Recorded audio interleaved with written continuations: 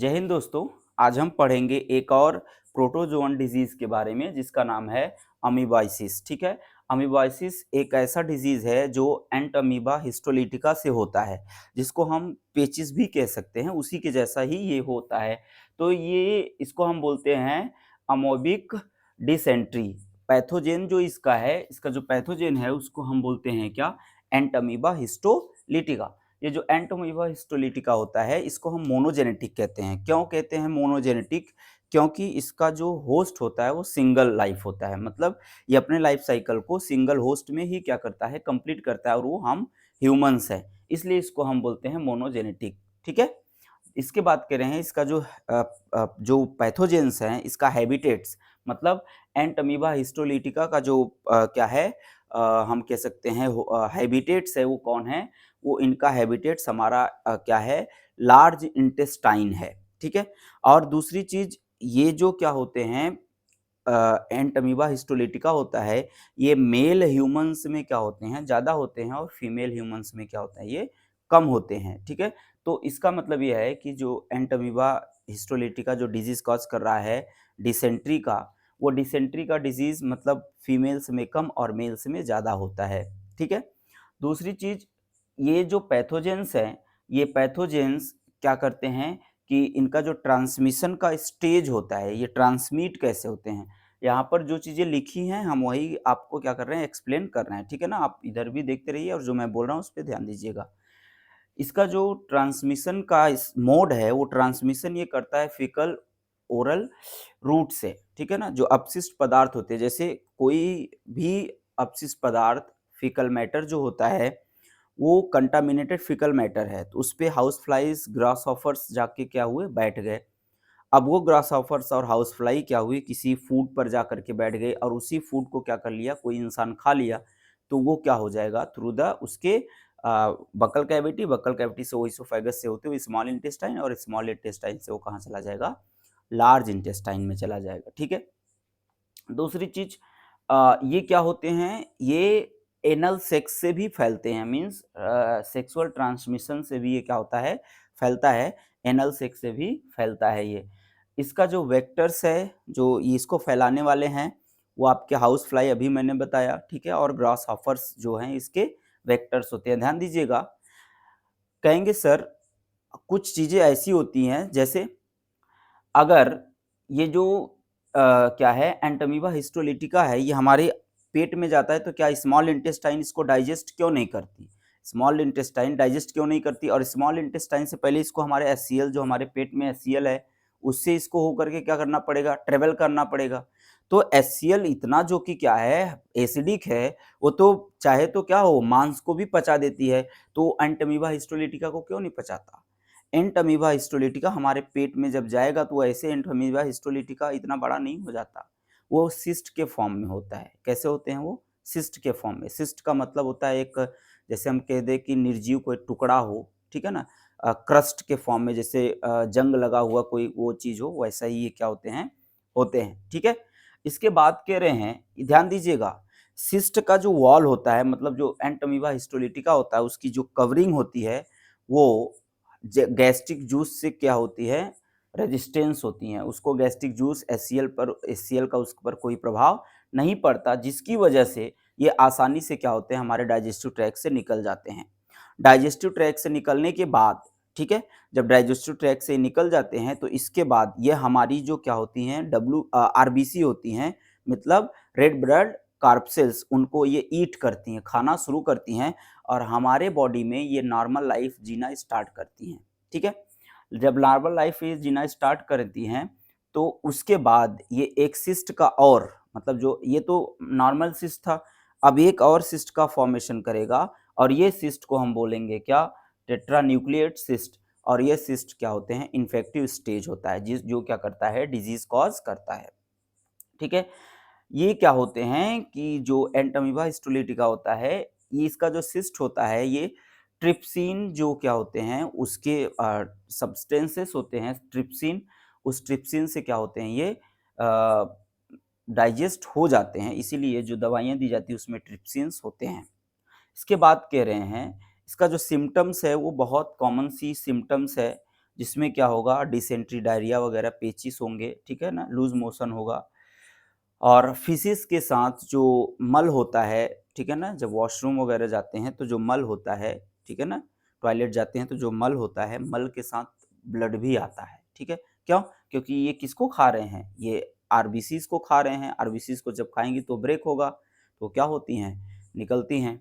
इसके बाद और क्या करते हैं ये, इसमें पेन भी होता है और एब्डोमिनल पेन भी होता है, जिसकी वजह से बहुत ज़्यादा असहनीय दर्द शुरू हो जाते हैं, ठीक है। तो ये आपका था क्या, एमीबॉयसिस, ठीक है। ये भी एक पैथोजेनिक क्या है, डिजीज़ है, पैथोजेनिक डिजीज़ है। पैथोजेंस का मतलब ये रोगाणु के द्वारा कॉज होता है, और ये एक प्रोटोजोअन डिजीज़ है। इतनी बात क्लियर हो गई। अब हम चलते हैं अपना हेलमिंथिक डिजीज़ के बारे में।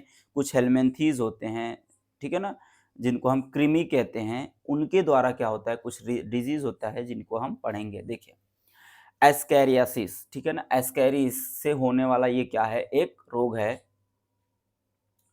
ये एस्कैरियासिस लुम्ब्रिक्वाइट्स, ठीक है, ये क्या है, एस्कैरिस है, जिसका पूरा नाम है, जो हम जूलॉजिकल नेम कह सकते हैं, एस्कैरिस लुम्ब्रिक्वाइट्स जो होता है, ये एस्कैरियासिस कॉज करता है। पेचिस ये भी उसी तरह का है। इसमें क्या होता है देखेंगे, जो एस्कैरिस लुम्ब्रिक्वाइट्स है, ये इंडो पैरासाइट होते हैं। ये जो पैथोजेन होता है, पैथोजेंस और बहुत सारे ऐसे इंसेक्ट होते हैं जो दो तरह के होते हैं, एक एक्सोपैरासाइट, एक इंडोपैरासाइट। एक्सोपैरासाइट का मतलब होता है जो हमारे बॉडी के ऊपर रहते हों, और एंडोपैरासाइट का मतलब होता है जो हमारे बॉडी के अंदर रहते हैं। एक्सोपैरासाइट में आपका लीच भी आ जाएगा, जोंक आ जाएगा, मच्छर आ जाएगी, मक्खी आ जाएगी, ये सब भी पैरासाइट हैं।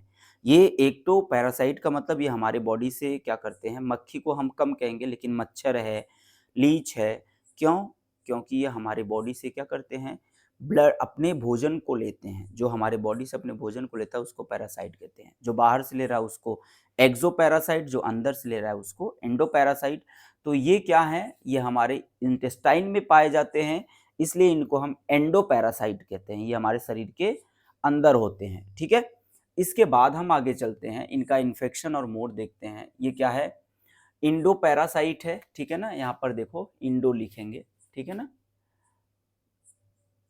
इंडो पैरासाइट है, स्मॉल इंटेस्टाइन में पाया जाने वाला है, ये ह्यूमन बीइंग्स के। ये ध्यान दीजिएगा, ये कॉमन होते हैं बच्चों में, चिल्ड्रंस में ये कॉमन होते हैं, एडल्ट्स में और जो वयस्क होते हैं उनमें नहीं पाया जाता। क्यों कम पाया जाता है? बच्चे जो होते हैं वो क्ले और मिट्टी बहुत खाते हैं ना, तो क्ले और मिट्टी में एस्कैरिस का जो एग होता है वो मिल जाता है, ठीक है, जिसकी वजह से वो चले जाते हैं कहाँ पर, स्मॉल इंटेस्टाइन में, और डिजीज कॉज कर देते हैं, ठीक है। इसके बाद कह रहे हैं यहाँ पर देखिए, जो हम आपको बता रहे हैं वो लिखा हुआ है, ठीक है। सिम्टम्स इसके क्या हैं, इसके सिम्टम्स ये हैं कि इसमें एब्डोमिनल पेन होता है, डिस्कम्फर्ट, एब्डोमिनल डिस्कम्फर्ट हमको महसूस होता है, पेट में बड़ा अजीब ढंग का होगा, खोच पोच होगा, ठीक, खोच पोच होगा। इसके बाद इनडाइजेशन होता है, ठीक है, जिसमें क्या होता है कि जिसको हम अपच कहते हैं, खाना अच्छे से पचता नहीं, क्योंकि जाकर अंदर ये बैठा है तो स्मॉल इंटेस्टाइन एब्जॉर्प्शन नहीं कर पाएगा डाइजेस्टेड फूड का, जिसकी वजह से अपच होना तय है। इसके बाद कह रहे हैं क्लोलिक, क्या होता है इसमें, कोलिक पेन होते हैं, और इसके बाद डायरिया जैसे लक्षण, और क्या बोलते हैं, वोमिटिंग, उल्टियाँ वगैरह होना बहुत कॉमन सी चीज़ है इसमें।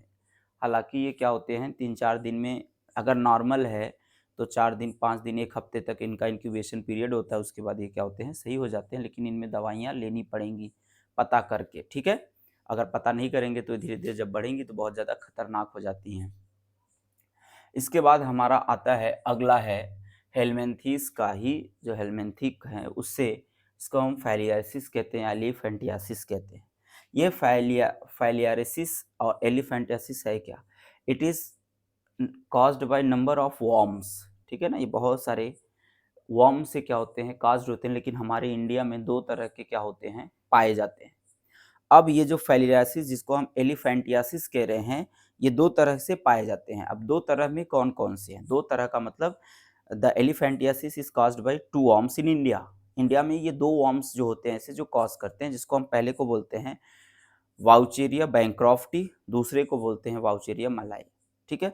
ये दो हमारे इंडिया में मुख्यतः हाथी पाँव जैसे रोग को पैदा करने के लिए, उसको ग्रो कराने के लिए हमारे बॉडी में वो क्या होते हैं, रिस्पॉन्सिबल हैं, जिम्मेदार हैं, ठीक है। इसके बाद कह रहे हैं कि हमारे जो भारत है, भारत में देखिए elephantiasis caused by number of worms in Bharat, only two types of worms responsible and called Wuchereria bancrofti and Wuchereria malayi, ठीक है। ये दो ऐसे हैं जो इंडिया में सबसे ज़्यादा हाथी पाँव को पैदा करने वाले क्या हैं, पैथोजेन हैं, एंडोपैरासाइट हैं, ठीक है। आगे ये एंडोपैरासाइट हैं कैसे? एक्चुअली ये जैसे मलेरिया है, जैसे डेंगू है, उसी तरह से ये भी है। क्यों है ये? ये ऐसा इसलिए है क्योंकि इसको भी, वाउचेरिया बैंक्रॉफ्टी को भी ट्रांसमिट करने वाला, एक होस्ट से दूसरे होस्ट में पहुंचाने वाला हमारा क्यूलेक्स क्या है, जो मच्छर है, क्यूलेक्स मॉस्किटो है फीमेल, वो क्या है, वेक्टर का काम करती है, कैरियर का काम करती है, मतलब ले जाने का काम करती है, जो क्या होते हैं, वाउचेरिया बैंक्रॉफ्टी है इसको, और या फिर वाउचेरिया मलाई को। इसका मोड ऑफ ट्रांसमिशन मैंने आपको बताया, फीमेल मॉस्किटोज होती हैं जो कि क्या है, क्यूलेक्स है, ठीक है ना। दूसरा, इसका सिम्टम्स अगर आप देखेंगे तो this is caused by swelling of leg and scrotum.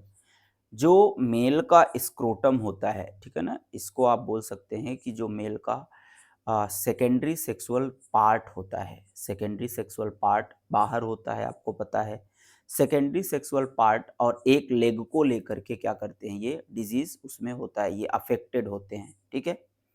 आगे फिर कह रहे हैं कि ये डिजीज को हम एलिफेंटियासिस इसलिए कहते हैं, हाथी पाँव इसलिए कहते हैं क्योंकि जिस पैर में ये होता है उस पैर, वो पैर हाथी के पैर के जैसा हो जाता है, लेग जैसा हो जाता है हाथी का पैर, उसी तरह से ये क्या होते हैं जिसकी वजह से क्या होता है, ये डिजीज अगर हो गया तो ठीक नहीं होता, पहली चीज।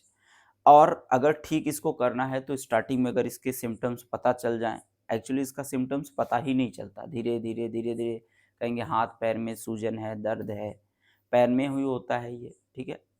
और इसके बाद ये क्या करते हैं, धीरे धीरे अपने आप को जब वाउचेरिया बैंक्रॉफ्टी होता है, ये धीरे धीरे धीरे धीरे जब अपने आप को एकदम पूरी तरह से डेवलप कर लेते हैं, तब जा कर के ये क्या होते हैं, इसके डिजीज जब पूरी तरह से एकदम हमारी बॉडी को एकदम अपने कब्जे में ले लेता है, कैप्चर कर लेता है, इसको हाईजैक कर लेता है, तब जा कर के ये पता चलता है, तब तक बहुत लेट हो चुका होता है। इसको उसी पर रोका जा सकता है लेकिन इसको खत्म नहीं किया जा सकता, ठीक है। तो फिर हम आगे चलेंगे। अब अगला हमारा है एक फंगल डिजीज। फंगल डिजीज बहुत कॉमन है, आप देख लेंगे बहुत लोगों को होता है कहीं फिंगर्स के बगल में, ठीक है। और जो हमारा क्या होता है, अंगूठा होता है पैर का, उसके और फिंगर्स के बीच बीच में क्या होते हैं, ये होते हैं। इसके लिए बहुत सारे क्या हैं, फंगल जो क्या हैं स्पीसीज़ हैं, वो क्या हैं, जिम्मेदार हैं।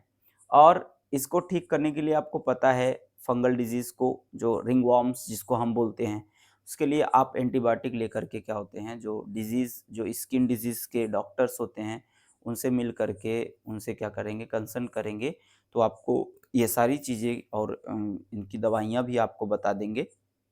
तो ये हमारा पूरा क्लियर हुआ। आज हम आपको जो क्या है, इन्फेक्शियस डिजीज़ है उसके बारे में क्लियर कर लिए हैं।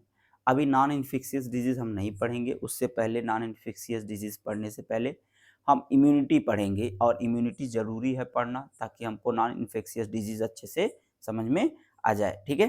तो चलिए, wish you all the best, और चैनल को सब्सक्राइब करिए और आगे शेयर करिए और बच्चों को, ताकि सबको वीडियो मिले, ठीक है। जो भी क्वेश्चन हो आप कमेंट करिएगा, मैं आपको कमेंट्स पे आपके क्वेश्चन का आंसर दूंगा, और अगर नहीं होगा तो मैं आपको लाइव आकर, मतलब वीडियो में भी आपके क्वेश्चन का आंसर दूंगा। Okay, wish you all the best and thank you. जय हिंद एंड जय भारत।